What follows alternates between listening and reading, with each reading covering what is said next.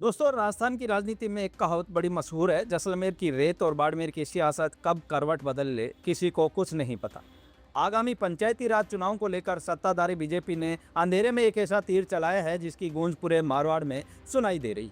जहां एक तरफ मानवेंद्र सिंह जसोल की दूसरी शादी की चर्चाओं से सोशल मीडिया गर्म है और एक तरफ चारण समाज मानवेंद्र को पार्टी से बर्खास्त करने की मांग कर रहा है, वहीं दूसरी तरफ बीजेपी ने उन्हें जैसलमेर, बाड़मेर और बालोतरा जैसे महत्वपूर्ण जिलों का प्रभारी बनाकर सबसे बड़ा दांव खेल दिया।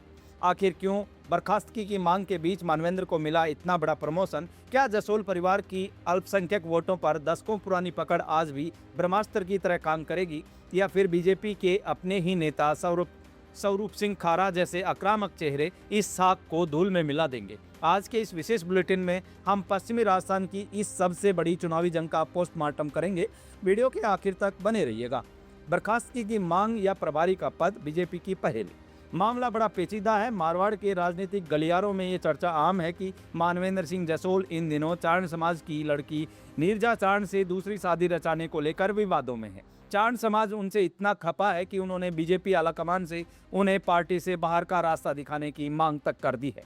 लेकिन बीजेपी ने इस डैमेज को कंट्रोल करने की बजाय एक नया गेम खेल दिया। जहां लोग बर्खास्तगी का इंतजार कर रहे थे, वहीं पार्टी ने उन्हें पश्चिमी राजस्थान के 3 अहम जिलों की कमान सौंप दी। आखिर ऐसा क्या जादू है जसोल परिवार के पास कि बीजेपी अपनी ही पार्टी के एक वर्ग की नाराजगी मोल लेने को तैयार हो गई? इसका जवाब छिपा है 2023 के विधानसभा और 2024 के लोकसभा चुनाव के आंकड़ों में। खर्रा फैक्टर और मुस्लिम वोटों की नाराजगी। आपको बता दें कि 2023 के विधानसभा चुनाव में पश्चिमी राजस्थान के मुसलमानों ने बीजेपी के पक्ष में जमकर मतदान किया था, लेकिन उसके बाद राजस्थान में सत्ता बदलते ही पावर सेंटर भी बदल गया। जैसलमेर के स्वरूप सिंह खारा जैसे नेताओं के आक्रामक तेवर सामने आए। राजनीतिक विश्लेषकों का मानना है कि खारा ने सार्वजनिक रूप से कई मौकों पर अल्पसंख्यक समुदाय के खिलाफ कड़वे बयान दिए हैं।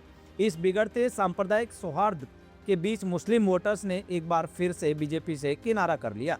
लोकसभा चुनाव में बीजेपी की हार ने यह साबित कर दिया कि सिर्फ हिंदू मतों के सहारे मारवाड़ का किला फतेह नहीं किया जा सकता। अब आगामी पंचायती राज चुनावों में इसी डैमेज को कंट्रोल करने के लिए बीजेपी ने मानवेंद्र सिंह जसोल रूपी ब्रह्मास्त्र को छोड़ा है। जसोल परिवार की विरासत, कराची के हिंगलाज तरे। दोस्तों, जसोल परिवार की अल्पसंख्यक मददों पर पिछले 3 दशकों से मजबूत पकड़ रही है। मानवेंद्र सिंह के पिता स्वर्गीय जसवंत सिंह जसोल अटल बिहारी वाजपेयी सरकार के हनुमान कहे जाते थे। जब भी सरकार पर कोई सांप्रदायिक आंच आती थी, अटल जी को सबसे पहले जसवंत सिंह की याद आती। उन्होंने ही भारत और पाकिस्तान के रिश्तों में मधुरता लाने के लिए जोधपुर से कराची के बीच थार एक्सप्रेस चलवाई थी, जिससे पश्चिमी राजस्थान के मुसलमानों को बहुत फायदा हुआ था। इसके अलावा उन्होंने 2006 में पाकिस्तान के बलूचिस्तान स्थित हिंगलाज माता मंदिर के दर्शन के लिए ऐतिहासिक हिंगलाज यात्रा निकाली थी, जिसमें हिंदुओं के साथ साथ बड़ी संख्या में मुस्लिम भी सड़क मार्ग से पाकिस्तान गए थे। कंधार प्लेन हाईजैक मामला हो या कोई राष्ट्रीय आपदा, जसवंत सिंह ने हमेशा एक कहानी कड़वी जुबान वाले नेता की बजाय एक सुलझे हुए रणनीतिकार के रूप में काम किया है। जनता से जुड़े कुछ बड़े सवाल।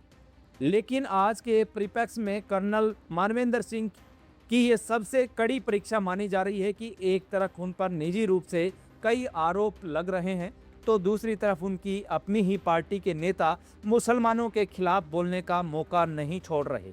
अब आगामी चुनाव में यही स्पष्ट हो पाएगा कि दशकों से अल्पसंख्यक समुदाय के वोटों पर अपनी मजबूत पकड़ रखने वाले जसोल परिवार की धार अभी तक तेज है, या रेतीले समंदर में उड़ने वाली धूल के साथ उनका अस्तित्व भी कहीं धुंधला हो गया। आपको क्या लगता है?